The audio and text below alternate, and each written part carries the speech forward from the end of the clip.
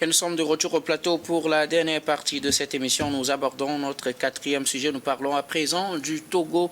Les évêques appellent à se ressaisir par crainte de Dieu et par amour pour notre nation.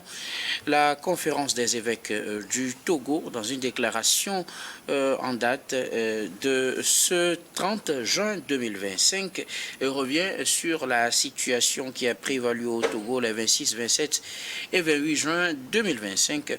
Dans cette déclaration, la conférence des évêques aborde la situation avec les violences qui ont émaillé ces manifestations et dit quelque part dans ce communiqué, puisque je ne pourrais pas lire la totalité du communiqué, je vais vous donner lecture de la partie qui fera l'objet de notre débat et vous aurez le temps pour vos observations, vos analyses, chers invités. Le communiqué dit quelque part, pour son troisième paragraphe, nous rappelons ici le caractère sacré de toute vie et la dignité inaliénable de la personne humaine. La banalisation de ces principes fondamentaux de toute religion, culture et civilisation conduit inexorablement au chaos. De même, s'entêter à voir le vrai et à faire croire le faux est une violence morale qui brise la cohésion. Il faut se ressaisir par crainte de Dieu et par amour pour notre nation. C'est ce que déclarent les évêques qui, dans ce communiqué, ont évoqué plusieurs situations et plusieurs versets également pour appuyer leur position. Nous en parlons avec nos invités. Les évêques nous appellent tous à préserver le vivre ensemble, à nous ressaisir par crainte de Dieu ou soit par amour pour notre pays, le Togo. Vous le savez, chers invités, pour le quatrième sujet, la parole est à qui veut la prendre en premier pour ces observations. Chers invités, elle est à vous. Oui, beau soleil. Les évêques, c'est une sortie est normale parce qu'ils ont l'habitude de faire ces sorties-là pour quand même... La sortie de nos évêques est normale parce qu'ils ont l'habitude de le faire, de faire la sortie, des sorties pour pouvoir intervenir et donner leur avis sur les situations dans notre pays. Et c'est une énième sortie la fois passée pour appeler les uns et les autres à se ressaisir et surtout en se référant à la parole de Dieu. Et au fait, moi je voudrais, avant d'aborder ce sujet, se référer aussi pour les uns et les autres. Et ce qui est important, c'est de voir qu'est-ce qui se passe et s'il y a des problèmes dans notre pays, comment résoudre ces problèmes. Est-ce que c'est dans la violence qu'il faut résoudre ces problèmes? Et je crois que aucun problème ne peut être résolu dans la violence. Et quand les gens appellent directement et ouvertement à la violence, et ces violences-là qui amènent des morts, il faut d'abord qu'on se pose la question si vraiment quand nous sommes des enfants d'un même pays, nous pouvons appeler à l'affrontement et pour résoudre des problèmes. Donc moi je m'incline d'abord devant la mémoire de ceux qui sont morts et aussi je souhaite prompt rétablissement aux blessés. Okay. Et aussi j'en appelle quand même aux uns et aux autres à pouvoir cultiver la paix et aussi le respect des institutions. En parlant de respect des institutions de la République. Je rappelle, avant de vous laisser continuer, que dans le communiqué du gouvernement, les morts sont des morts par noyade. Donc voilà, c'est juste un rappel. Oui, c'est ce que le gouvernement a communiqué. Et bon, on s'en tient au communiqué du gouvernement, c'est le communiqué et la version officielle. Mais en plus de ça, nous avons aussi ça et là, des communiqués, je crois, de la version des organisations de la société civile et qui circulent. Donc, je crois bien qu'il y a eu quand même des morts, et que ce soit dans le communiqué du gouvernement et dans ce qu'avancent les organisations des sociétés civiles, il y a eu quand même des morts. C'est pourquoi il faut s'incliner devant la mémoire de ceux qui sont morts et surtout à la période ces manifestations du 26 au 28. Donc, et ce qu'il faut éviter par rapport à ce que les évêques viennent de dire dans leur communiqué, c'est surtout d'appeler à la violence. Et moi aussi, je le dis, et du respect des institutions de la République. Et en se référant à la Bible, comme il s'agit des évêques et des fidèles de la religion, de ceux qui tiennent la religion au niveau de notre pays et qui sont considérés comme des pères pour des fidèles catholiques. Et je voudrais rappeler ce verset de Romains 13, ce passage biblique de Romains 13, du verset 1 à 7, et qui appelle ouvertement, en se basant sur la version seconde, par exemple au niveau du verset 1, que chacun se soumette aux autorités qui nous gouvernent, car toute autorité vient de Dieu et celles qui existent ont été établies par Dieu. C'est pourquoi celui qui s'oppose à l'autorité résiste à l'ordre que Dieu a établi, et ceux qui résistent attireront une condamnation sur eux-mêmes. Et quand on prend par exemple le verset 3, en effet, on n'a pas à craindre les magistrats quand on fait le bien, mais quand on fait le mal, veux-tu ne pas avoir à craindre l'autorité, fais le bien et tu auras son approbation. Si je peux continuer, comme nous prenons le verset 4, car le magistrat est serviteur de Dieu pour ton bien, mais si tu fais le mal, sois dans la crainte. En effet, ce n'est pas pour rien qu'il porte l'épée, puisqu'il est serviteur de Dieu pour manifester sa colère en puissance et en punissant celui qui fait le mal. Le verset 5, il est donc nécessaire de se soumettre aux autorités, non seulement à cause de cette colère, mais encore par motif de conscience. Au verset 6, c'est aussi pour cela que vous payez les impôts, car les magistrats sont des serviteurs de Dieu qui s'appliquent entièrement à cette fonction. Et le dernier verset que j'ai choisi, le verset 7, qui dit « Rendez à chacun ce qui lui est dû, l'impôt à qui vous devez l'impôt, la taxe à qui vous devez la taxe, le respect à qui vous devez le respect, l'honneur à qui vous devez l'honneur. » Si je fais référence à ce passage biblique, c'est pour dire que même au niveau, et quand nous sommes des fidèles, quand on appelle à la crainte de Dieu, c'est aussi respecter les autorités, respecter les institutions de la République. Et en parlant du respect des institutions de la République, je me dis qu'on ne peut jamais appeler et soutenir, appeler ouvertement à la violence. Parce que quand vous prenez la marche les manifestations, fut-elles illégales, du 6 juin, on n'a pas parlé de mort. Parce qu'on n'a pas appelé les instigateurs, ceux qui ont appelé à cette manifestation-là, n'ont pas appelé ouvertement à la violence. Mais pour les manifestations du 26, 27, 28, il y a eu ouvertement des appels à la violence, des appels aussi à s'attaquer aux institutions de la République et même à des personnes. Donc c'est ce qu'il faut éviter en amont, mais il faut éviter aussi la violence d'où qu'elle vienne. Donc moi je salue la sortie de nos pères évêques.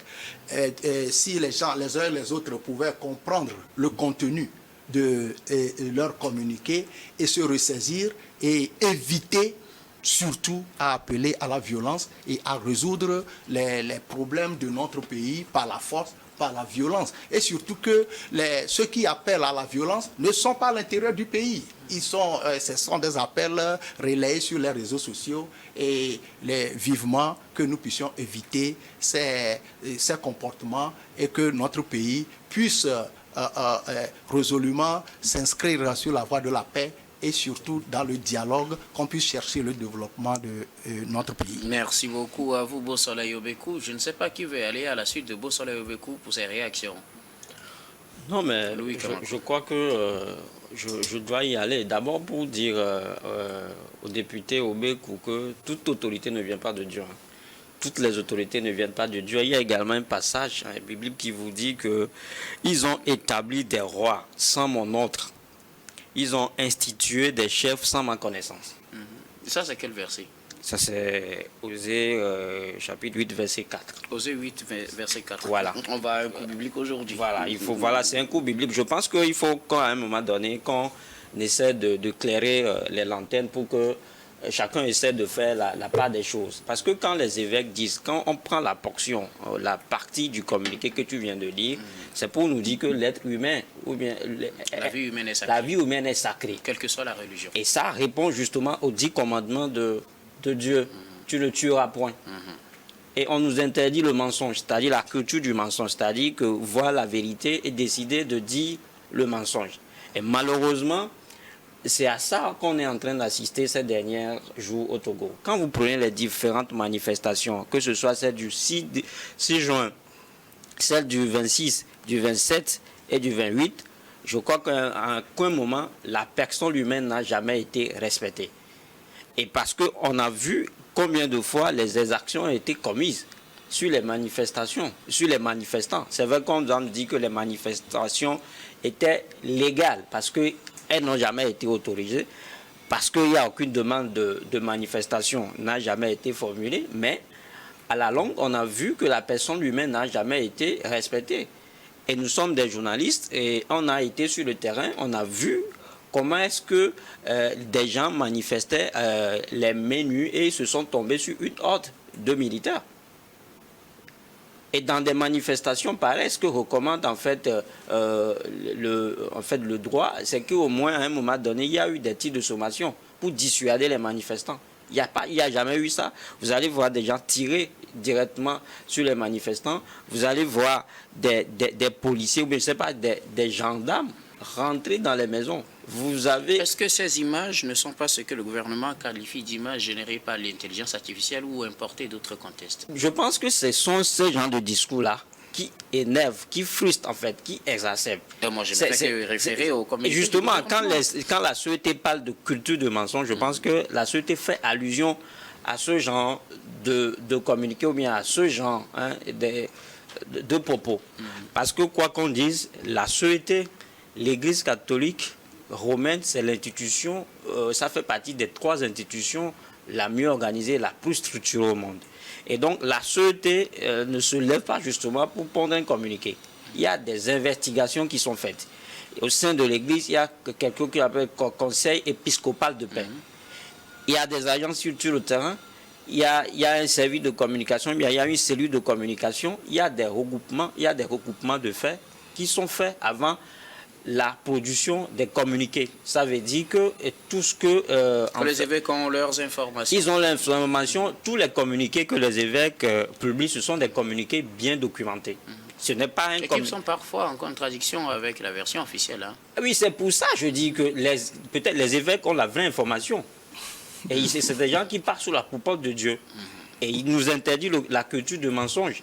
Et ils savent qu'ils ont un compte à rendre après. S'ils induisent en fait le peuple en erreur, je crois qu'ils connaissent le prix à payer. C'est pour ça que je dis que c'est un communiqué bien documenté. Ce n'est pas des gens qui restent dans leur chambre et puis ils font un communiqué pour faire plaisir à X et pour déplaire à Y. Donc c'est un communiqué qui est fait dans l'intérêt général de la population pour justement appeler à la promotion de la paix et à dénoncer l'injustice. Donc c'est à cela qu'on est en train d'assister. Maintenant, quand les gens pensent que tout ce qui est dit, tout ce que dit la société n'est pas vérifié et qu'il n'y a pas eu des actions, moi je prie juste Dieu que ce qu'on a eu à vivre ces derniers temps, mais ce qu'on continue de vivre, ne leur arrive pas. Parce que moi j'ai eu des proches qui justement qui sont victimes de ce genre d'actions. Il y a une dame qui est décédée récemment juste parce que on est allé lancer des gaz lacrymogènes dans sa maison. La dame, elle est asthmatique. Elle n'a pas pu supporter l'inhalation des gaz lacrymogènes. Elle est morte, justement. Vous avez vu des vidéos circuler où on a bastonné une dame alors que la dame criait qu'elle ne manifestait pas. Et il s'est fait que cette dame-là, c'est la femme à un confrère. Et la dame, elle est malade, la dame, elle est grabataire. Donc, je pense que c'est une exagération qui n'est pas personne aujourd'hui. Et si on n'a pas le courage de le dénoncer, je crois qu'on ne rend pas service à ce peuple, on ne rend pas service au peuple togolais, parce que tout le monde veut, c'est la paix. Je crois que même les policiers, mais les militaires qui sont dans les rues, c'est la paix qu'ils cherchent.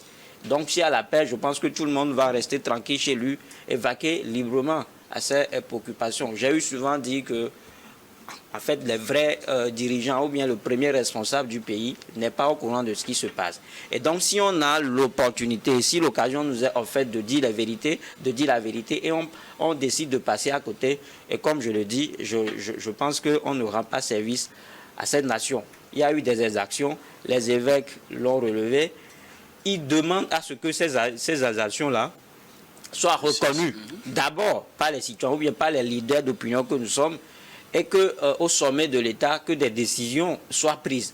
Donc c'est pour ça que les évêques demandent à ce qu'on arrive, en fait, qu'on mette fin à ce qu'on appelle la culture du mensonge. La culture du mensonge, c'est ça. C'est de voir la réalité et de décider de dire de compte vérité. Voilà. Merci beaucoup à vous, Louis Kamako. Bon, finalement, c'est votre chose. Oui, j'ai eu la chance d'écouter deux pasteurs avant moi. Il y a l'honorable qui a dit que toute autorité vient de Dieu.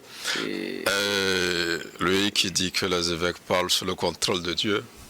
Alors que vous devez, je ne sais pas qui a tort, qui a raison. Voilà, chacun cite sa Bible. Et puis non, je crois que pour être plus sérieux, l'Église catholique togolaise essaie de jouer son rôle, mais avec beaucoup de difficultés. Vous savez que la démocratisation, la conférence nationale a été présidée par un évêque catholique. Et ça a été un échec. Contrairement au Bénin, où ça a été un grand succès. L'évêque ici au Togo, qui est même allé s'inspirer du cas béninois, n'a pas pu. Ceux qui ont suivi la conférence ont écouté par endroits des mots comme est-ce que ça arrange l'opposition et tout ça. À l'époque, on a vu plein de choses. Et aujourd'hui, on ne va plus refaire l'histoire. Après, l'Église catholique aussi a réussi de très belles choses. Avec la CVJR, avec Monseigneur Nicodème Bariga qui a conduit un processus assez difficile, finalement auquel tous les Togolais ont adhéré. Maintenant, les dernières sorties de l'Église causent beaucoup de problèmes, et je crois que cette dernière sortie, ils ont essayé de couper la poire en deux, en disant aux gens de se ressaisir, d'avoir la crainte de Dieu, l'amour pour la patrie. Ils envoient la balle aux deux camps. Nous avons eu des manifestants. Moi, je ne les appelle pas des manifestants parce que les vrais manifestants n'étaient pas sortis. Il y a eu des jeunes assez... Tous ceux qui manifestent sont des manifestants, ou bien, non, mais il y a une carte de manifestants. Les groupes qu'on a vus n'étaient pas nombreux. En réalité, si c'était une manifestation... C'est le nombre qui définit le manifestant? Non, en réalité, si c'était une manifestation pacifique, vous alliez voir plus de monde que ça. Il y a des gens qui sont restés chez eux qui auraient pu aller manifester. Mais il ne s'agissait pas d'une manifestation, parce que d'abord, elle n'était pas éclairée. Alors, vous lui trouvez quel nom? Oui, mais chacun qualifie sa façon. Comment, moi, je crois que les gens sont sortis manifester, mais la loi appelle manifestation, les manifestations à caractère pacifique. C'est pourquoi la loi précise manifestation pacifique. Non, c'est ça la manifestation. C'est-à-dire, vous écrivez à l'autorité, vous dites, voilà ce que je veux faire sur la rue. Je voulais juste savoir les termes. Oui, maintenant, pour parler des regroupements, par exemple. Ouais, mais, donc ce sont des regroupés ou des... En réalité, toutes les fois vous exploitez l'espace public, vous devez prévenir l'autorité et avoir une sorte d'autorisation, même si elle n'est pas explicite. Mais quand vous l'occupez de vous-même et que la veille vous avez vu un ministre passer sur votre chaîne ici pour dire clairement le caractère de cette manifestation et que le gouvernement se referme, ce qui a été fait. Donc, les évêques aujourd'hui savent que certains ont violé la loi, ont appelé à la haine, ont appelé à la destruction, ont appelé à s'attaquer au bien de privé, au bien de l'État, à faire... Voilà. Donc, à eux, les églises disent, ressaisissez-vous en face. L'église dit, mais vous, les forces de défense, de sécurité, vous avez usé de trop de violence pour réprimer les manifestations. Voilà. L'église a essayé de mettre chacun dévancer. Mais Finalement, je pense que l'Église a a manqué de courage, parce que moi je crois qu'elle aurait pu faire cette sortie un peu avant. Au moment où les influenceurs appelaient à casser la boutique, à s'attaquer à ceux qui oseraient sortir le jour où ils veulent sortir et tout ça. L'Église devait sortir pour dire non, ça, il y a des risques de paix. Vous avez vu, dans ce pays, l'Église a écrit, quand il y avait... J'arrive. Est-ce qu'il n'est pas mieux, puisque le gouvernement a fait la même chose, le gouvernement aussi a attendu, c'est au lendemain de ces manifestations. Non, le gouvernement a prévenu. Je vous disais que le ministre était ici, non? Je parlais du dernier communiqué. Non, on ne parle pas du communiqué, on parle dans les communiqués, c'est ce que l'Église a fait après. C'est justement mais ce que je suis en train de dire, l'Église aurait pu sortir plus tôt pour dire quand il s'agissait du processus de la réforme constitutionnelle. Non, j'arrive. Il y avait la réforme constitutionnelle. L'Église a saisi le gouvernement pour s'opposer, en quelque sorte. Elle aurait pu aussi s'opposer aux appels à la haine et tout ça. Elle serait plus crédible, à mon avis. Maintenant, c'est vrai, elle peut dire que ce n'est pas son rôle, mais finalement, c'est son rôle puisqu'elle le dit. Mais elle aurait pu quand il y avait ce risque aussi. L'Église aussi, c'est ça, il faut dévancer parfois les événements. Mais on comprend quand on suit ce communiqué que l'Église fait très attention parce que ces dernières sorties ont créé de petits soucis. Les gens n'étaient pas d'accord. Vous avez vu même certains ont attaqué ouvertement. Même des chrétiens catholiques n'étaient pas d'accord avec la position de l'Église. Donc, aujourd'hui, elle prend les choses avec les pincettes. Elle ne cite aucun nom, elle ne dit rien. Quand vous voyez le communiqué, vous voyez que l'exévère ne s'attaque véritablement à personne. C'est entre les lignes. Ils appellent à se ressaisir. Donc, oui, c'est entre les lignes qu'on peut imaginer à qui cette partie s'adresse et tout ça. Mais il faut aussi avoir le langage de la vérité. Comme je dis, l'Église est sortie au mois de la réforme pour dire on n'était pas d'accord. Quand ces choses-là arrivent aussi, qui vont créer des violences, il faut sortir aussi pour dire non. On n'est pas d'accord contre ces appels-là parce que ça va nous amener ailleurs. C'est ce que j'étais en train de dire. Mais c'est assez délicat. Vous allez voir que toutes les autres confessions religieuses n'ont pas l'habitude de se prononcer. Pas parce qu'elles ne sont pas organisées, et pas parce qu'elles ne sont pas influences, mais elles n'aiment pas trop se mêler du débat politique qui est complexe à gérer. C'est compliqué à gérer parce que quand vous êtes dans une église, quand vous dites par exemple, on a vu des prêtres ici dire aux gens d'aller manifester alors que les manifestations étaient illégales. Mais quand vous le faites, vous prenez un coup. Vous ne le faites pas en tant que prêtre, mais en tant que militant. Vous êtes libre de voter ou de faire quoi que vous voulez. Donc tout ça a un peu fragilisé l'Église. Et vous avez vu ce communiqué, vraiment, c'est resté superficiel. On dit des choses à demi-mot, on insinue. Mais je crois qu'il faut avoir le courage d'assumer. L'Église a essayé. Il faut saluer cette initiative et espérer que toutes les tendances ont compris ce message et que demain, ceux qui appellent au chaos, ceux qui appellent à la désobéissance, ceux qui appellent à s'attaquer aux commerçants qui vont ouvrir, ceux qui appellent à s'attaquer aux taximans qui vont circuler, tout ça, qu'ils entendent. Et puis ceux aussi qui en face mettent de l'ordre en usant de trop de violence aussi qu'ils écoutent un peu ce message. Moi, je crois que c'est ce que l'Église a essayé de faire, mais c'est assez délicat. Et le message est passé, mais je crois qu'il faut toujours travailler à prendre de la hauteur quand les événements se présentent, au risque donc de se voir parfois attaquer. Vous avez vu des gens, il y a quelques semaines, qui sortaient des difficultés de l'Église, des problèmes qu'il y avait. On est sorti dans... Voilà. Mais nous sommes au Togo, l'Église à des moments joué un rôle assez salué, à des moments l'Église a totalement raté, mais ce n'est pas bien grave, c'est une structure qui se met aux côtés de l'État et des citoyens à des moments donnés, qui fait un travail parfois qui est appréciable et parfois qui est très critiqué. Merci beaucoup à vous tous pour vos contributions. Nous arrivons pratiquement à la fin de ce numéro de Regard Croisé, mais avant de nous séparer, notre habituel dernier tour de table, ce sera pour vos mots de fin sur un sujet de votre choix. Je reprends par vous, Bossalaye Obeko. Oui, moi je vais, pour mon mot de fin, je reviens au sujet brûlant, au communiqué des évêques. Et je remercie beaucoup Germain Pouli pour son explication, pour son commentaire. Et bien, c'est ce que je dis quand j'ai parlé que l'Église s'est adressée à tout le monde. Wow. Moi, je dis et je le réitère. Quelle est cette Je ne jolie sais façon pas, de me jeter?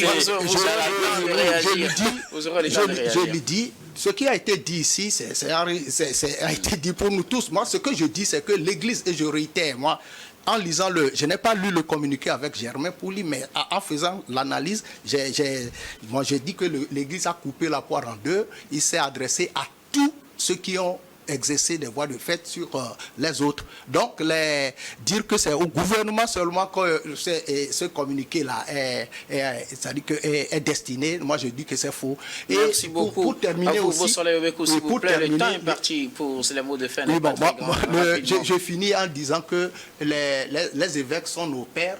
Donc, il serait quand même pas possible qu'ils puissent, dans ce qui s'est passé, accuser un camp et ne pas parler de ce que l'autre a fait, ceux qui ont appelé à la violence. Merci beaucoup à vous. Bosola Yobekou, vous êtes analyste politique, président de l'association Togo pour tous. Merci d'être passé sur ce plateau. C'est moi qui vous remercie. Louis Kamako, vous non, mais quand on nous dit, on parlait de la culture du mensonge, quand on nous dit que des gens ont été morts par noyade, c'est vrai, parce qu'on les a récupérés, on a récupéré leur corps. Je rappelle que c'est vos mots de fin, bien sûr. Oui, on a récupéré leur corps dans une lagune et tout, mais qu'est-ce qui a provoqué cette noyade-là? Est-ce que ces gens-là se sont juste jetés à l'eau et ils sont morts? C'est la question qu'il faut se poser aujourd'hui. Donc c'est pour ça que je dis que le communiqué en soi de la société est plus destiné au gouvernement qu'aux autres. Voilà, c'est ma position. Donc, quand les gens pensent que je suis contre le gouvernement, je suis un peu triste parce qu'ils ne comprennent pas la profondeur de mon analyse. Merci beaucoup. À vous, Louis Kamako, vous êtes journaliste, analyste politique. Merci d'être passé sur ce plateau. Merci d'avoir conduit le bateau à bon port. Merci et je profite pour souhaiter une très bonne campagne à Degbe Kokou. Il est le coordonnateur du mouvement Ensemble, la Mère de Dieu Ensemble. Bonne campagne à lui. Merci beaucoup à vous et à tous ceux qui sont en pleine campagne électorale, puisque la campagne a commencé aujourd'hui. Germain Pouli, vos mots de fin. Oui, mais en fait, c'est ce que j'allais dire. J'allais dire la campagne qui démarre aujourd'hui, bonne chance à tous les candidats. C'est là où il faut aller chercher le pouvoir et l'exercer. C'est pas dans la rue avec des gens qui sont même pas au pays et finalement qui ont créé plus de problèmes en toute irresponsabilité. Et je profite pour inviter les jeunes à faire très attention à tout ce qu'il y a sur les réseaux sociaux. Il y a très peu de vraies choses et plus de fausses informations. Tout est assez virtuel. Et on a vu un peu ce que ça a créé ces derniers jours dans notre pays, que les uns et les autres se ressaisissent parce que la paix est importante pour tout le monde. Même quand vous avez faim, vous avez besoin de paix. Quand vous ne travaillez pas, vous avez besoin de paix. Quand vous travaillez, vous avez besoin de paix. Et donc, il faut que les uns et les autres aient au moins cette quiétude-là, qui est une garantie dans notre pays, même si un peu dans le Nord, il y a d'autres difficultés liées au terrorisme. Globalement, notre pays vit la paix, inspire la paix, et en dehors de la vie chère qui frappe tout le monde aujourd'hui. Ça serait dommage qu'on perde ce bien précieux qu'on a, qui est la paix. Donc, faisons en sorte que ce bien précieux soit préservé. Et puis, merci beaucoup. Souhaite bonnes vacances. Germain Pouli. Merci. Germain Pouli, vous êtes journaliste, directeur de publication de Togo Réveil. Merci d'être passé sur ce plateau. Merci pour l'invitation. Disons également merci à toutes les équipes techniques et rédactionnelles qui nous ont aidés à préparer et à présenter cette émission. Merci beaucoup à Pierrick Obanikoa à la réalisation, à Xavier Koudanou, Solange Gueli, Richard Amédessou, Prudence Makoui à la diffusion. Merci à Thomas Choyi à la caméra et surtout à vous, très chers téléspectateurs, de nous avoir suivis. C'est la fin de ce numéro de Regard Croisé. Je vous retrouve demain avec le même plaisir pour un autre numéro.